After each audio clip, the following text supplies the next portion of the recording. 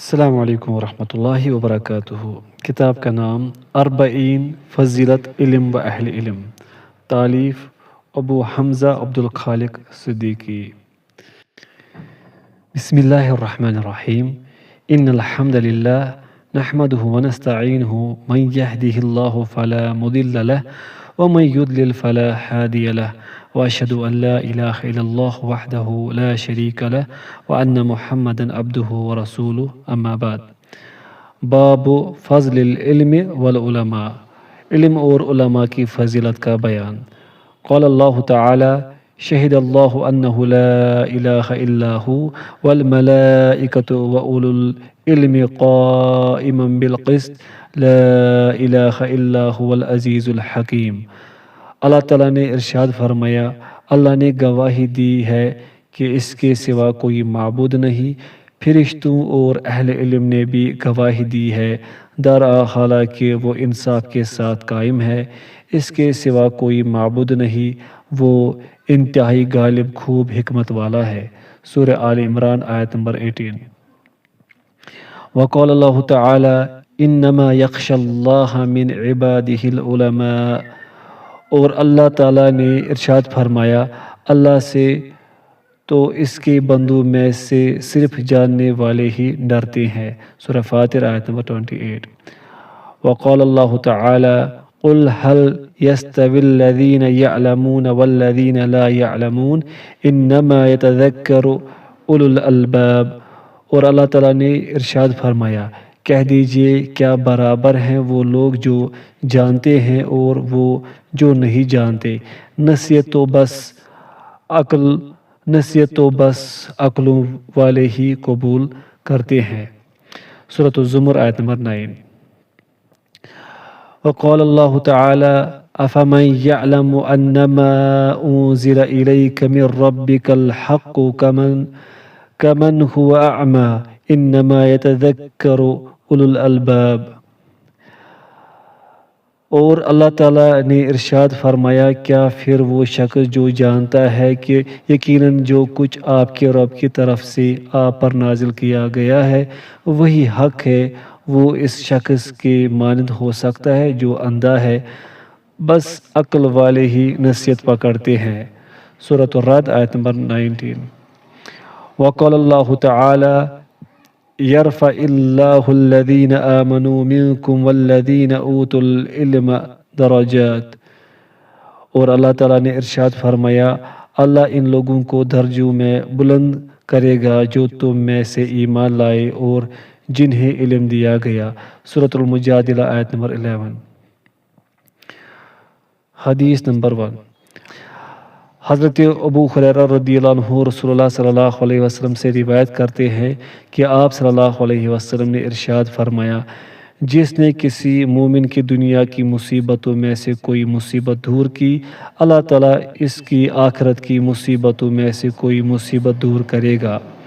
اس حدیث میں یہ بھی ہے کہ آپ صلی اللہ علیہ وسلم نے ارشاد فرمایا، جو حصول علم کے لیے کسی راستے پر چلتا ہے، اللہ اس کی وجہ سے اس کے لیے جنت کا راستہ آسان کر دیتا ہے۔ حدیث نمبر 2۔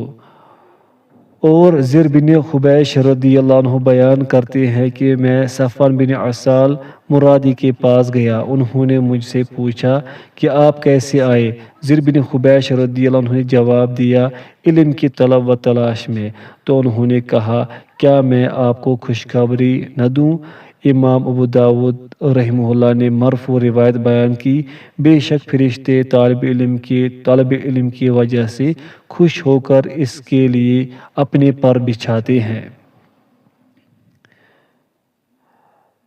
حدیث نمبر 3۔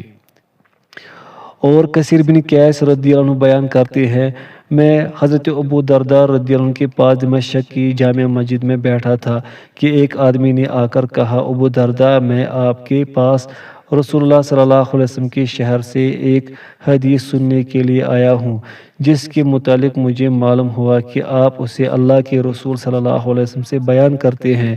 میں کسی اور کام و ضرورت کے لیے نہیں آیا۔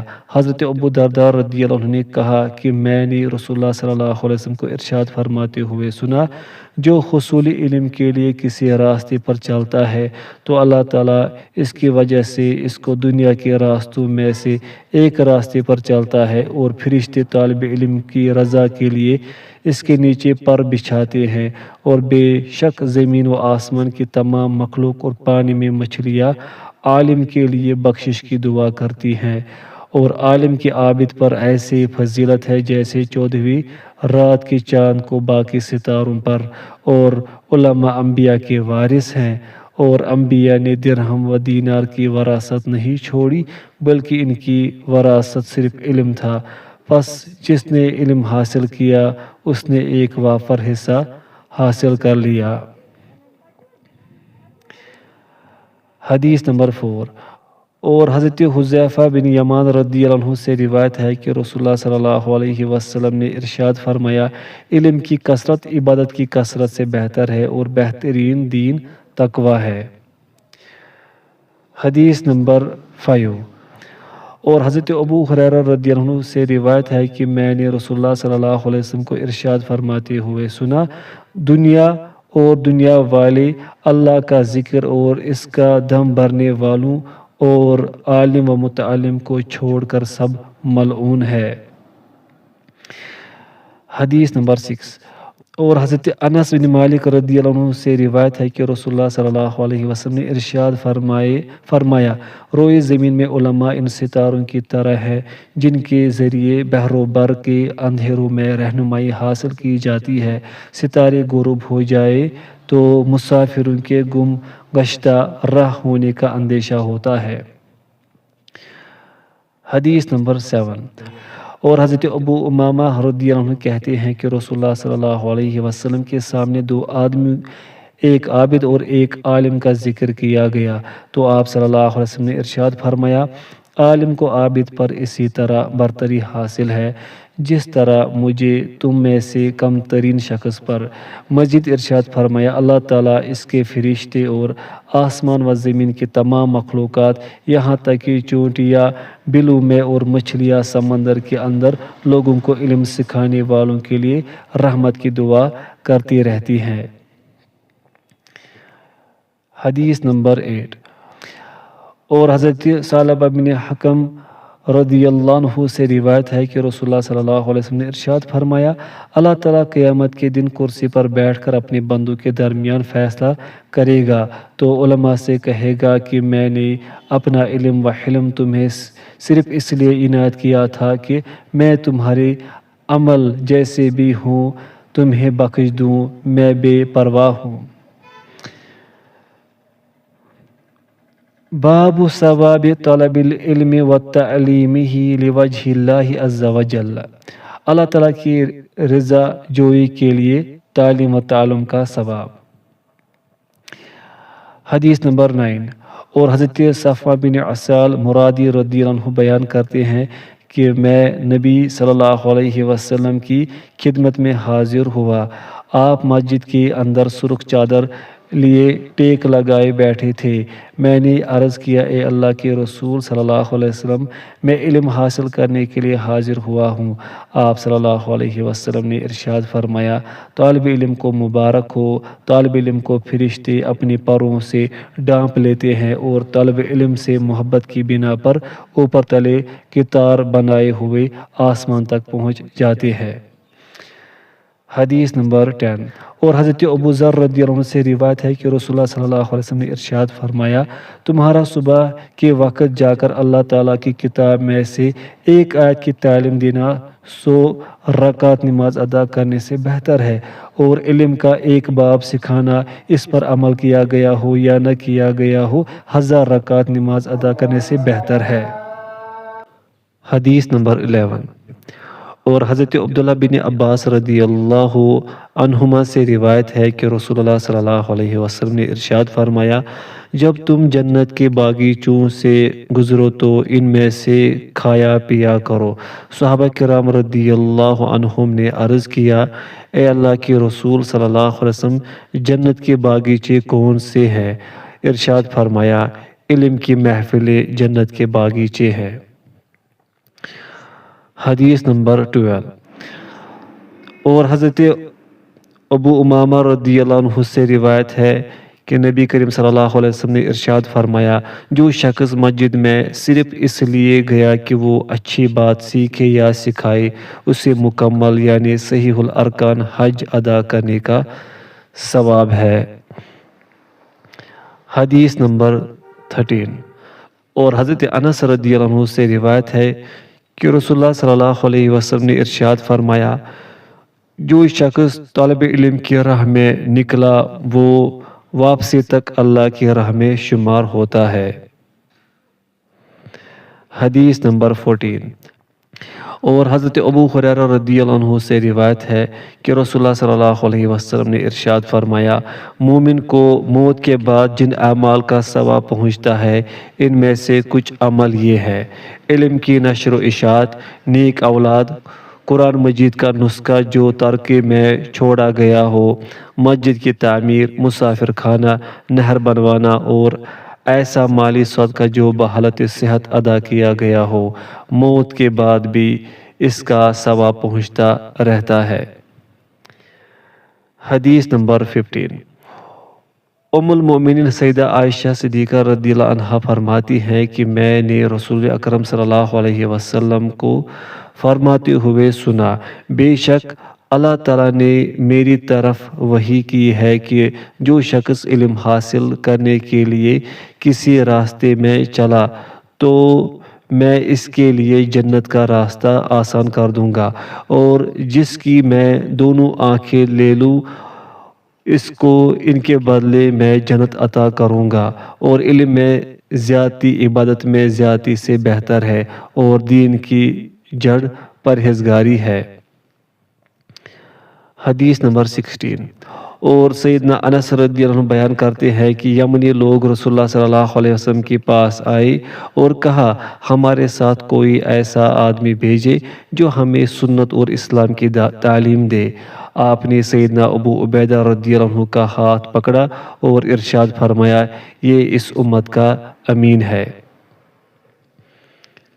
حدیث نمبر 17۔ فقہا کی کثرت باعث خیر ہے۔ اور حرام بن حکیم اپنے چاچا حضرت عبداللہ بن سعد رضی اللہ عنہ سے روایت کرتے ہیں کہ رسول اللہ صلی اللہ علیہ وسلم نے ارشاد فرمایا، آج تم ایسے زمانے میں ہو کہ جس میں فقہا زیادہ اور خطباء کم ہیں، اور سوال کرنے والے کم اور دینے والے زیادہ ہیں۔ اس زمانے میں علم سے بہتر عمل ہے، لیکن عنقریب ایسا زمانہ بھی آئے گا کہ اس میں فقہا کم اور خطباء زیادہ ہوں گے، اور سوال کرنے والے زیادہ اور دینے والے کم ہوں گے۔ اس زمانے میں عمل سے بہتر علم ہوگا۔ تعلیم قرآن کس مقصد کے لیے دی جائے؟ حدیث نمبر 18۔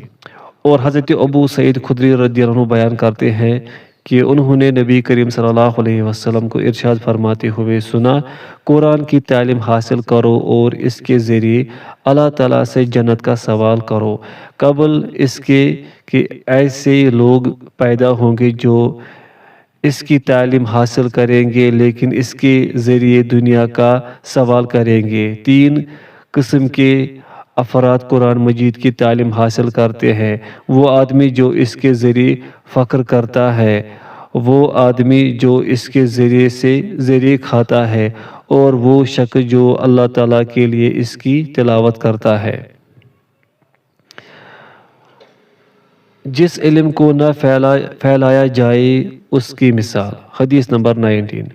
اور حضرت ابو ہریرہ رضی اللہ عنہ بیان کرتے ہیں کہ رسول اللہ صلی اللہ علیہ وسلم نے ارشاد فرمایا، جو آدمی علم حاصل کرتا ہے لیکن اس کو لوگوں کے سامنے بیان نہیں کرتا، اس کی مثال اس شخص کی سی ہے جو خزانہ جمع کرتا رہتا ہے لیکن اس میں سے خرچ نہیں کرتا۔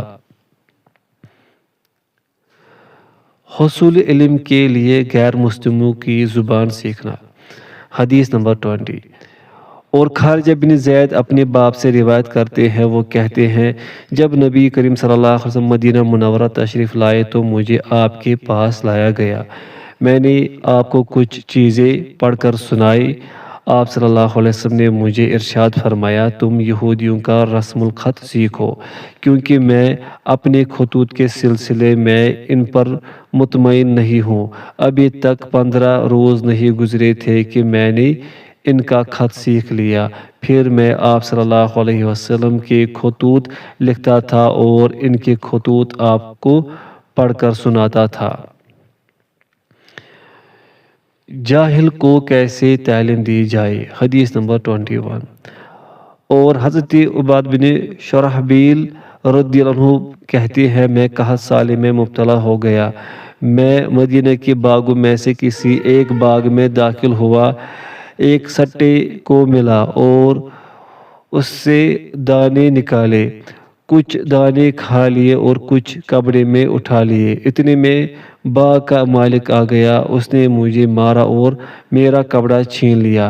میں شکایت لے کر رسول اللہ صلی اللہ علیہ وسلم کے پاس آیا اور ساری بات بتائی۔ آپ صلی اللہ علیہ وسلم نے باغ کے اس مالک سے ارشاد فرمایا وہ جاہل تھا، تو نے اسے تعلیم نہیں دی، اور وہ بھوکا تھا، تو نے اسے کھلایا نہیں۔ پھر آپ نے اسے حکم دیا، اس نے میرا کپڑا مجھے لوٹا دیا اور مجھے 1 یا نصف وسق کھانے کا بھی دیا۔ باب فضل التفقہ فی الدین، دین میں تفقہ کی فضیلت کا بیان۔ قال اللہ تعالی فلولا نفر من كل فرقة منهم طائفة ليتفقهوا في الدين ولينذروا قومهم إذا رجعوا إليهم لعلهم يحذرون۔ اللہ تعالیٰ نے ارشاد فرمایا تو ہر فرقے میں سے ایک گروہ دین میں سمجھ حاصل کرنے کے لیے کیوں نہ نکلا تاکہ وہ جب اپنے قبیلے میں واپس جائے تو انہیں خبردار کرے تاکہ وہ پیچھے والے بھی اللہ سے ڈرے۔ سورہ توبہ آیت نمبر 122۔ اور ابن شہاب زہری سے روایت ہے کہ حمید بن عبد الرحمن رحمہ اللہ کہتے ہیں کہ میں نے امیر معاویہ رضی اللہ عنہ سے سنا جبکہ وہ خطبہ ارشاد فرما رہے تھے کہ میں نے نبی کریم صلی اللہ علیہ وسلم کو ارشاد فرماتے ہوئے سنا اللہ تعالیٰ جس شخص کے ساتھ بھلائی کا ارادہ کرتا ہے اس کو دین کی سمجھ عطا فرما دیتا ہے، اور میں تو محض تقسیم کرنے والا ہوں، دینے والا تو اللہ ہی ہے، اور یہ امت ہمیشہ اللہ کے حکم پر قائم رہے گی۔ ان کی مخالفت کرنے والا ان کو قیامت تک نقصان نہیں پہنچا سکتا۔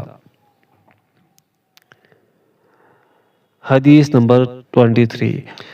اور سیدنا ابو ہریرہ رضی اللہ عنہ بیان کرتے ہیں کہ نبی کریم صلی اللہ علیہ وسلم سے پوچھا گیا سب سے زیادہ معزز کون ہے؟ آپ صلی اللہ علیہ وسلم نے ارشاد فرمایا جو سب سے زیادہ متقی ہو وہ سب سے زیادہ معزز ہے۔ صحابہ کرام نے عرض کیا اللہ کے نبی ہمارے سوال کا یہ مقصد نہیں۔ آپ صلی اللہ علیہ وسلم نے ارشاد فرمایا سب سے زیادہ معزز یوسف نبی اللہ بن نبی اللہ، یعقوب بن نبی اللہ، اسحاق بن خلیل اللہ ابراہیم تھے۔ صحابہ کرام نے عرض کیا ہمارے سوال کا مقصد یہ بھی نہیں۔ آپ صلی اللہ علیہ وسلم نے ارشاد فرمایا کیا تم خاندان عرب کے بارے میں پوچھنا چاہتے ہو؟ صحابہ کرام نے عرض کیا جی ہاں۔ آپ صلی اللہ علیہ وسلم نے ارشاد فرمایا تم میں اسلام میں وہ بہتر ہے جو علم دین حاصل کرے، اور ایک روایت میں ہے پھر جاہلیت میں جو لوگ شریف اور اچھی عادات و اخلاق کے تھے وہ اسلام لانے کے بعد بھی شریف اور اچھے سمجھے جائیں گے جبکہ وہ دین کی سمجھ بھی حاصل کرے۔ باب الاغتباط فی العلم والحکمہ، علم و حکمت میں رشک کرنے کا بیان۔ حدیث نمبر 24۔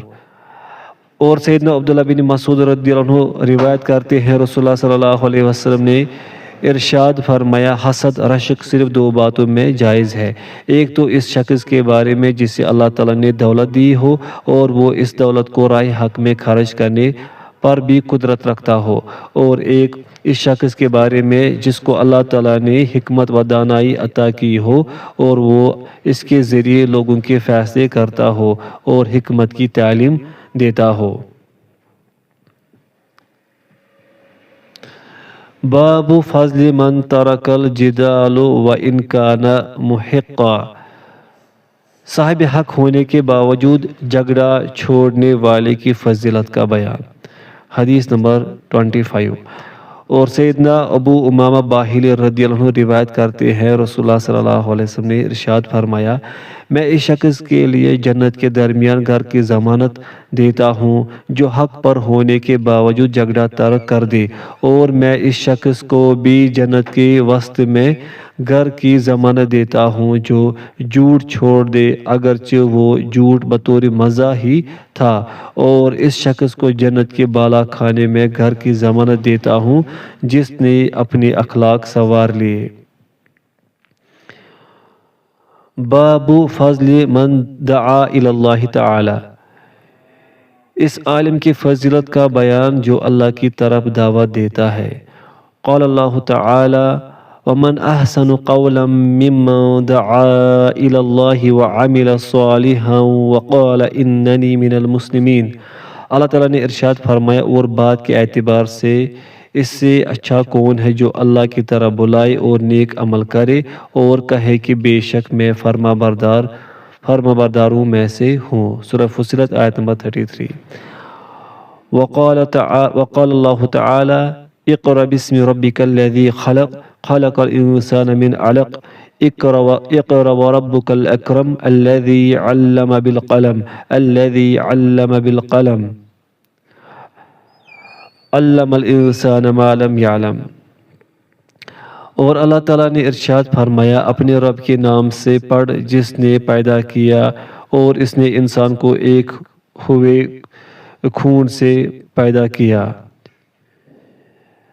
پڑھ اور تیرا رب ہی سب سے زیادہ کرم والا ہے، پڑھ اور تیرا رب ہی سب سے زیادہ کرم والا ہے، اس نے انسان کو وہ سکھایا جو وہ نہیں جانتا تھا۔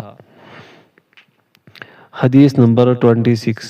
اور سیدنا ابو موسیٰ رضی اللہ عنہ نبی صلی اللہ علیہ وسلم سے روایت کرتے ہیں، آپ صلی اللہ علیہ وسلم نے ارشاد فرمایا، اللہ نے مجھے جس علم و ہدایت کے ساتھ بھیجا ہے اس کی مثال زبردست بارش جیسی ہے جو زمین پر خوب برسے۔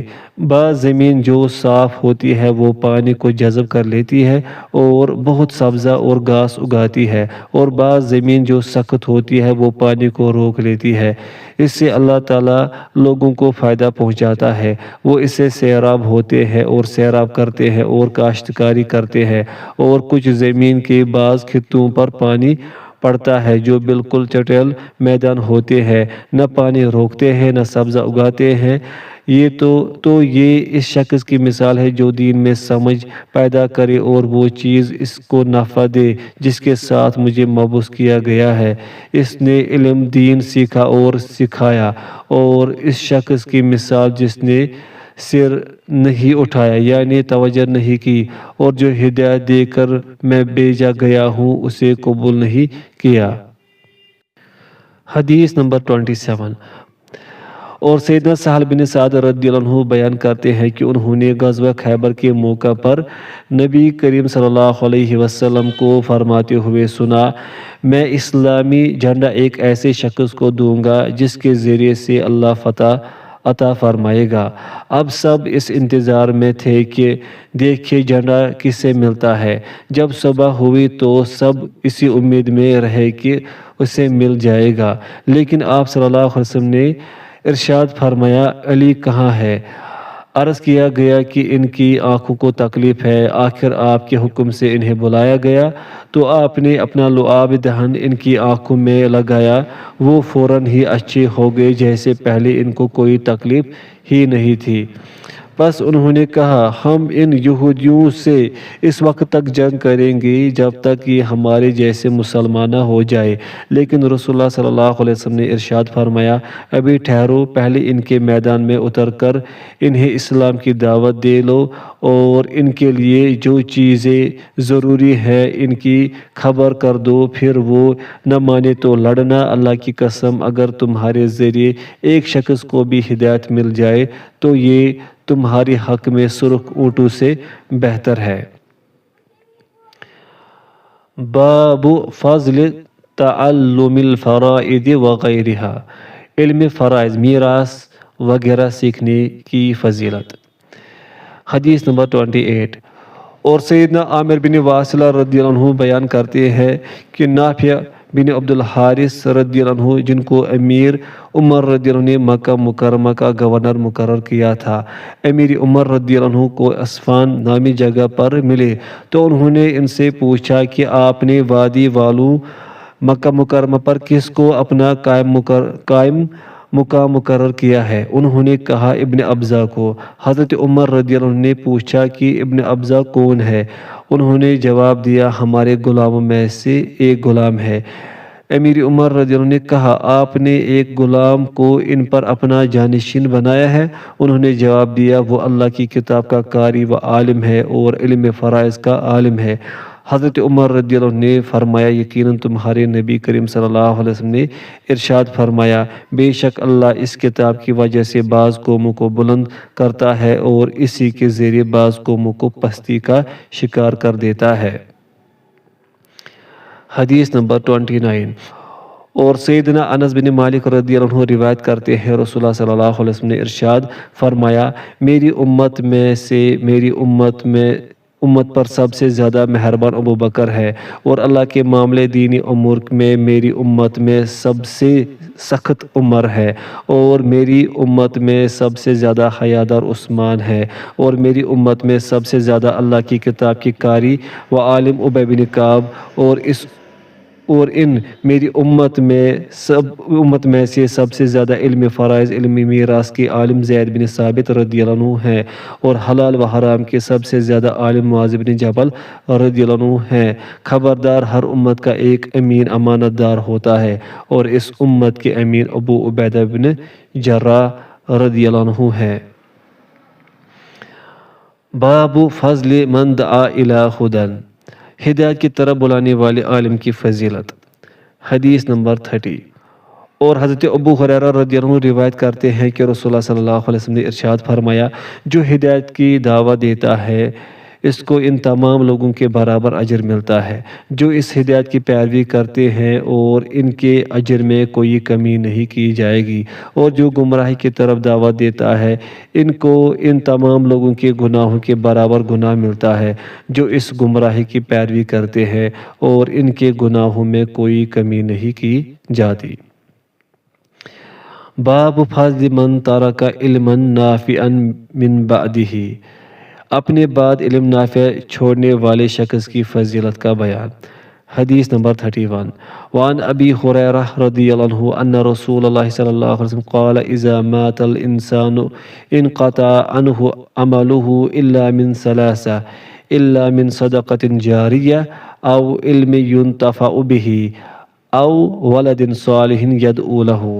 اور سیدنا ابو ہریرہ رضی اللہ عنہ سے روایت ہے کہ رسول اللہ صلی اللہ علیہ وسلم نے ارشاد فرمایا جب انسان فوت ہو جاتا ہے تو اس کے عمل کا سلسلہ ختم ہو جاتا ہے مگر تین چیزوں کا ثواب اس سے ملتا رہتا ہے، ایک صدقہ جاریہ یا وہ علم جس سے فائدہ اٹھایا جاتا ہے، یا نیک اولاد جو اس کے لیے دعائے خیر کرتی ہے۔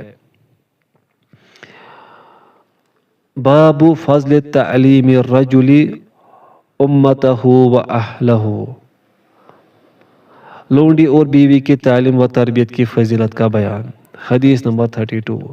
اور سیدنا ابو موسیٰ رضی اللہ عنہ روایت کرتے ہیں کہ رسول اللہ صلی اللہ علیہ وسلم نے ارشاد فرمایا تین شخص ہیں جن کو دگنا اجر ثواب ملتا ہے، ایک اہل کتاب کا وہ شخص جو اپنے نبی پر ایمان لانے کے ساتھ ساتھ محمد صلی اللہ علیہ وسلم پر ایمان لائے، اور دوسرا وہ غلام جو اپنے مالک اور اللہ دونوں کا حق ادا کرے، اور تیسرا وہ آدمی جس کے پاس کوئی لونڈی ہو وہ اس کی اچھی تربیت کرے اور اس کو عمدہ تعلیم دے، پھر اس کو آزاد کر کے اس سے نکاح کر لے تو اس کے لیے بھی دگنا اجر و ثواب ہے۔ باب فضل العلماء و حال الناس من غیرہم، علماء کی فضیلت اور ان کے بغیر لوگوں کی حالت کا بیان۔ حدیث نمبر 33۔ اور سیدنا عبداللہ بن عمر بن عاص رضی اللہ عنہ بیان کرتے ہیں میں نے رسول اللہ صلی اللہ علیہ وسلم کو ارشاد فرماتے ہوئے سنا اللہ علم کو اس طرح نہیں اٹھائے گا کہ اس کو بندوں سے چھین لے، لیکن وہ علماء کو موت دے کر علم کو اٹھائے گا، حتیٰ کہ جب کوئی عالم باقی نہیں رہے گا تو لوگ جاہلوں کو سردار بنا لیں گے، ان سے سوالات کیے جائیں گے اور وہ علم کے بغیر جواب دیں گے، اس لیے خود بھی گمراہ ہوں گے اور لوگوں کو بھی گمراہ کریں گے۔ باب فضل ملازمت حلق العلم فی المسجد، مسجد میں قائم علمی حلقوں میں شمولیت اختیار کرنے کی فضیلت۔ حدیث نمبر 34۔ اور سیدنا ابو واقد لیثی رضی اللہ عنہ بیان کرتے ہیں کہ ایک دفعہ رسول اللہ صلی اللہ علیہ وسلم مسجد میں تشریف فرما تھے اور صحابہ کرام آپ کے ارد گرد بیٹھے ہوئے تھے کہ 3 آدمی وہاں آئے، ان میں سے 2 رسول اللہ صلی اللہ علیہ وسلم کے سامنے پہنچ گئے اور ایک واپس چلا گیا۔ راوی کہتے ہیں کہ پھر وہ دونوں رسول اللہ صلی اللہ علیہ وسلم کے سامنے کھڑے ہو گئے۔ اس کے بعد ان میں سے ایک نے جب مجلس میں ایک جگہ کچھ گنجائش دیکھی تو وہاں بیٹھ گیا، اور دوسرا اہل مجلس کے پیچھے بیٹھ گیا، اور تیسرا لوٹ گیا۔ پس جب رسول اللہ صلی اللہ علیہ وسلم اپنی گفتگو سے فارغ ہوئے تو صحابہ کرام سے ارشاد فرمایا، کیا میں تمہیں 3 آدمی کے بارے میں نہ بتاؤں؟ رہا ان میں سے ایک تو اس نے اللہ سے پناہ جگہ چاہی، اللہ نے اسے پناہ جگہ دے دی، اور دوسرے کو مجلس سے چلے جانے سے شرم آئی تو اللہ تعالیٰ بھی اسے شرمایا کہ اسے بھی بخش دیا، اور تیسرے شخص نے اعراض کرتے ہوئے کسی عذر کے بغیر منہ موڑا تو اللہ تعالیٰ نے بھی اس سے ناراض ہوتے ہوئے موڑ لیا۔ باب ذکر دعاء النبی صلی اللہ علیہ وسلم لمن بلغ عنہ حدیثا، حدیث رسول کے مبلغ کے لیے نبی صلی اللہ علیہ وسلم کی دعا کا ذکر۔ حدیث نمبر 35۔ اور حضرت زید بن ثابت رضی اللہ عنہ بیان کرتے ہیں، میں نے رسول اللہ صلی اللہ علیہ وسلم کو ارشاد فرماتے ہوئے سنا، اللہ اس آدمی کو خوش و خرم رکھے جو ہم سے کوئی بات سنے، پھر اس کو یاد رکھے یہاں تک کہ اس کو دوسروں تک پہنچا دے، اس لیے کہ بہت سے لوگ دینی فہم کی بات آگے ایسے لوگوں کو پہنچاتے ہیں جو ان سے دینی فہم و بصیرت میں زیادہ ہوتے ہیں، کیونکہ بہت سارے دینی بات کے حامل لوگ اس میں کما حق فہم و بصیرت نہیں رکھتے۔ باب فضل الاعتصام بالسنت واتباع نہج السلف الصالح، سنت رسول کو مضبوطی سے پکڑنے اور سلف صالحین کا منہج اختیار کرنے کی فضیلت۔ قال اللہ تعالی قل ان کنتم تحبون اللہ فاتبعونی یحببکم اللہ ویغفر لکم ذنوبکم، اللہ تعالیٰ نے ارشاد فرمایا، آپ کہہ دیجئے اگر تم اللہ سے محبت کرتے ہو تو میری پیروی کرو، اللہ تم سے محبت کرے گا اور تمہارے گناہ بخش دے گا، اور اللہ بہت بخشنے والا ہے۔ سورہ آل عمران آیت نمبر 31۔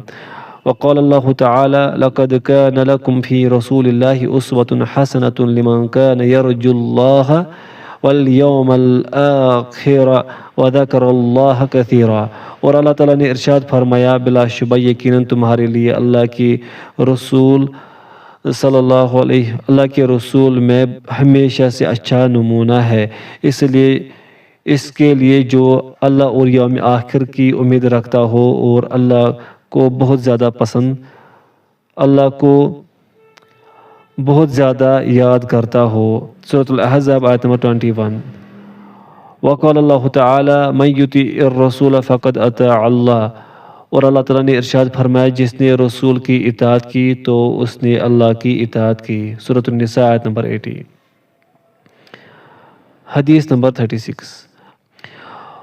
اور عبد الرحمن بن عمر سلمی اور حجر بن حجر بیان کرتے ہیں، ہم حضرت ارباز بن ساریہ رضی اللہ عنہ کے پاس آئے، اور یہ وہی ہیں جن کے بارے میں قرآن کی یہ آیت نازل ہوئی، ہاں ان پر بھی کوئی حرج نہیں جو آپ کے پاس آتے ہیں کہ آپ انہیں سواری مہیا کر دیں، تو آپ جواب دیتے ہیں کہ تمہاری سواری کے لیے کچھ بھی نہیں پاتا۔ بس ہم نے ان کو سلام کیا اور عرض کیا ہم آپ کی ملاقات و عیادت اور آپ سے علم سیکھنے کی غرض سے حاضر ہوئے ہیں۔ تو حضرت ارباز رضی اللہ عنہ نے بیان کیا رسول اللہ صلی اللہ علیہ وسلم نے ایک دن ہمیں نماز پڑھائی، نماز کے بعد آپ ہماری طرف متوجہ ہوئے اور ہمیں ایسا مؤثر واعظ فرمایا کہ جس سے آنکھیں اشک بار ہو گئی اور دل اللہ کے ڈر سے کانپنے لگے۔ تو ایک کہنے والے نے کہا اللہ کے رسول گویا کہ یہ واعظ ایک الوداع کرنے والے کا واعظ ہے، بس آپ ہمیں کیا نصیحت کرتے ہیں؟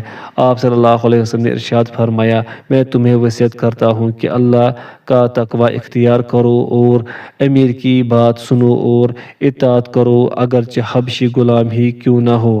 بس جو شخص تم میں سے میرے بعد زندہ رہا وہ بہت زیادہ اختلاف دیکھے گا، بس تم میری اور خلفائے راشدین ہدایت یافتہ کی سنت کو تھامے رکھنا، سنت کو مضبوطی سے پکڑو اور سنت پر سختی کے ساتھ کوشاں رہو اور خود کو نئے کاموں سے بچاؤ۔ ہر نیا کام بدعت ہے اور ہر بدعت گمراہی ہے۔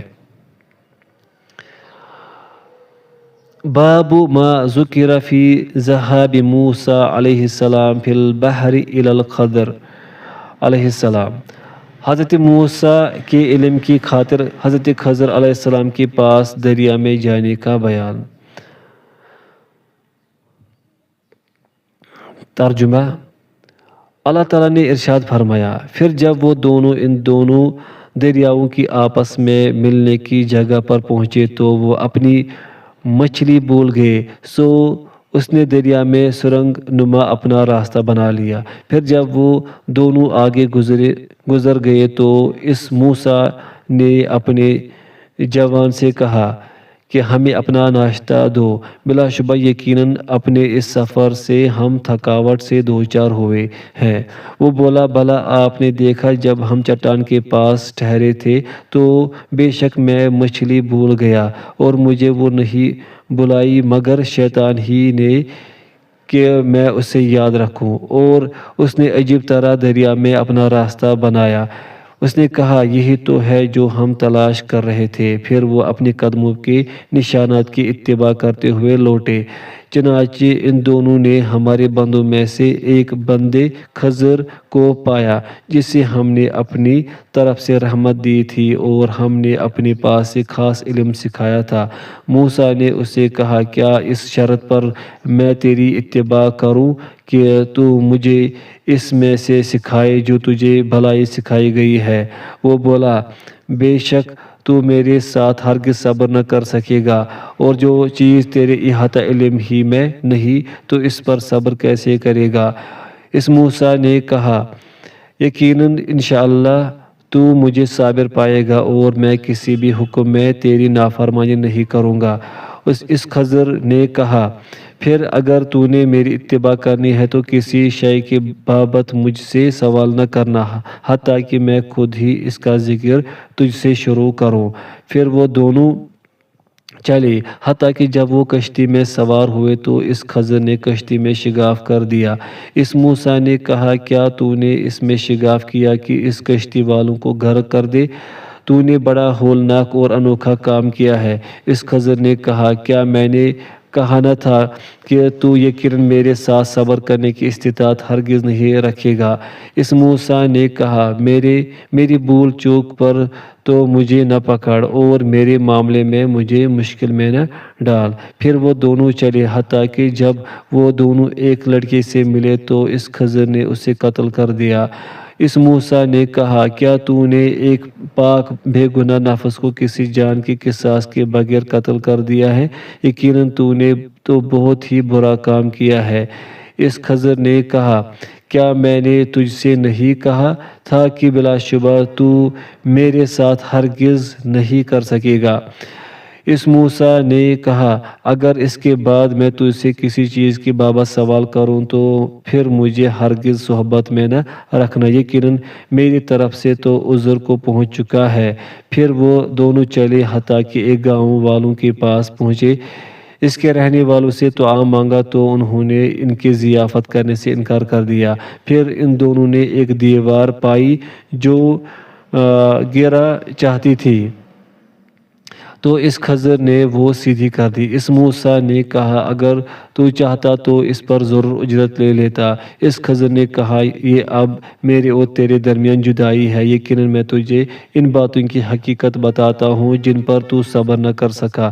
رہی کشتی تو وہ چند مسکینوں کی تھی جو دریا میں کام کرتے تھے، لہٰذا میں نے ارادہ کیا کہ اس میں عیب ڈال دوں، جبکہ ان کے آگے ایک بادشاہ تھا جو ہر کشتی زبردستی لے لیتا تھا، اور رہا لڑکا تو اس کے ماں باپ مومن تھے، چنانچہ ہم ڈرے کہ وہ سرکشی اور کفر کی وجہ سے انہیں مشقت میں ڈال دے گا، چنانچہ ہم نے چاہا کہ ان دونوں کا رب انہیں ایسا بدل دے جو اس سے پاکیزگی میں بہتر اور مہربانی میں قریب تر ہو۔ اور رہی دیوار تو وہ شہر میں 2 یتیم لڑکوں کی تھی، اور اس کے نیچے ان کے لیے خزانہ تھا، اور ان کا باپ صالح تھا، چنانچہ تیرے رب نے چاہا کہ وہ دونوں یتیم اپنی جوانی کو پہنچے اور تیرے رب کی رحمت کے سبب اپنا خزانہ نکالے، اور میں نے یہ اپنی رائے سے نہیں کیا۔ یہ ان باتوں کی حقیقت ہے جن پر تو صبر نہ کر سکا۔ حدیث نمبر 37۔ اور سیدنا عبداللہ بن عباس رضی اللہ عنہما سے مروی ہے کہ ان کے حر بن قیس بن حسن فزاری کے ساتھ سیدنا موسیٰ علیہ السلام کے ساتھی کے بارے میں بحث ہوئی۔ سیدنا ابن عباس نے کہا کہ وہ خضر علیہ السلام تھے۔ اسی اثناء میں ان کے پاس سیدنا ابی بن کعب رضی اللہ عنہ کا گزر ہوا تو ابن عباس رضی اللہ عنہما انہیں بلا کر کہنے لگے کہ میں اور میرے یہ رفیق سیدنا موسیٰ علیہ السلام کے اس ساتھی کے متعلق بحث کر رہے ہیں کہ جس سے انہوں نے ملاقات کا ارادہ کیا تھا۔ کیا آپ نے نبی اکرم صلی اللہ علیہ وسلم سے ان کے بارے میں کچھ فرماتے ہوئے سنا ہے؟ سیدنا ابی بن کعب رضی اللہ عنہ نے فرمایا کہ ہاں، میں نے رسول اللہ صلی اللہ علیہ وسلم کو ارشاد فرماتے ہوئے سنا۔ ایک دن موسیٰ بنی اسرائیل کی ایک جماعت میں بیٹھے ہوئے تھے کہ اتنے میں ایک آدمی آیا کہ آپ دنیا میں کسی ایسے آدمی کو جانتے ہیں جو آپ سے بڑھ کر عالم ہو؟ سیدنا موسیٰ علیہ السلام نے فرمایا نہیں۔ اس پر اللہ تعالیٰ نے موسیٰ علیہ السلام کے پاس وحی بھیجی کہ ہاں، ہمارا بندہ خضر ہے جس کا علم تم سے زیادہ ہے۔ سیدنا موسیٰ علیہ السلام نے اللہ سے دریافت کیا کہ خضر علیہ السلام سے ملنے کی کیا صورت ہے؟ اللہ تعالیٰ نے ایک مچھلی کو ان سے ملنے کی علامت قرار دیا اور ان سے کہا کہ جہاں یہ مچھلی تم سے گم ہو جائے تو ادھر کو لوٹ جاؤ، تب سیدنا خضر علیہ السلام سے تمہاری ملاقات ہوگی۔ چنانچہ سیدنا موسیٰ علیہ السلام چلے اور دریا میں مچھلی کی علامت تلاش کرتے رہے تو اس وقت ان کے ساتھی نے کہا کہ کیا آپ نے دیکھا تھا جب ہم پتھر سے ٹیک لگا کر آرام کر رہے تھے وہیں میں مچھلی بھول گیا تھا۔ دراصل شیطان ہی نے مجھے بلا دیا کہ میں آپ سے اس کا ذکر کروں۔ سیدنا موسیٰ علیہ السلام نے کہا اسی مقام کی ہمیں تلاش تھی۔ تب وہ اپنے نشانات قدم پر پچھلے پاؤں باتیں کرتے ہوئے لوٹے، وہاں انہوں نے سیدنا خضر علیہ السلام کو پایا۔ پھر ان کا وہی قصہ ہے جو اللہ تعالیٰ نے اپنی کتاب قرآن مجید میں بیان کیا ہے۔ حصول علم کے لیے دعائیں۔ قال اللہ تعالیٰ وَقُلْ رَبِّ زِدْنِی عِلْمًا۔ اللہ تعالیٰ نے ارشاد فرمایا آپ کہہ دیجئے اے میرے رب میرے علم میں اضافہ فرما۔ سورۃ طٰہٰ آیت نمبر 114۔ حدیث نمبر 38۔ اور سیدنا ابو ہریرہ رضی اللہ عنہ سے مروی ہے کہ رسول اللہ صلی اللہ علیہ وسلم یہ دعا کیا کرتے تھے اللہم انفعنی بما علمتنی وعلمنی ما ینفعنی وزدنی علما۔ اے اللہ جو تو نے مجھے سکھایا ہے اسے میرے لیے نفع مند بنا اور مجھے ایسا علم عطا فرما جو میرے لیے نفع بخش ہو اور میرے علم میں اضافہ فرما۔ حدیث نمبر 39۔ اور سیدنا زید بن ارقم رضی اللہ عنہ سے مروی ہے کہ رسول اللہ صلی اللہ علیہ وسلم ارشاد فرمایا کرتے تھے اللہم انی اعوذ بک من علم لا ینفع ومن قلب لا یخشع ومن نفس لا تشبع ومن دعوت لا یستجاب لہا۔ اے اللہ میں پناہ مانگتا ہوں اس علم سے جو نفع نہ دے، اور اس دل سے جو ڈرے نہ، اور اس نفس سے جو سیر نہ ہو، اور اس دعا سے جو قبول نہ کی جائے۔ حدیث نمبر 40۔ اور حضرت عبداللہ بن عباس رضی اللہ عنہما سے روایت ہے کہ جب آپ کو بتلایا گیا کہ میں نے آپ کی طہارت کے لیے پانی رکھا ہے، تو نبی مکرم صلی اللہ علیہ وسلم شافع محشر صلی اللہ علیہ وسلم نے ان کے حق میں دعا فرمائی، اللہم فقہہ فی الدین، اے اللہ اسے دین کی سمجھ عطا فرما۔ فائدہ: لہذا دعا کرنی چاہیے، اللہم فقہنی فی الدین، اے اللہ مجھے دین کی سمجھ عطا فرما۔ وصلی اللہ تعالی علی خیر خلقہ محمد وآلہ وصحبہ اجمعین۔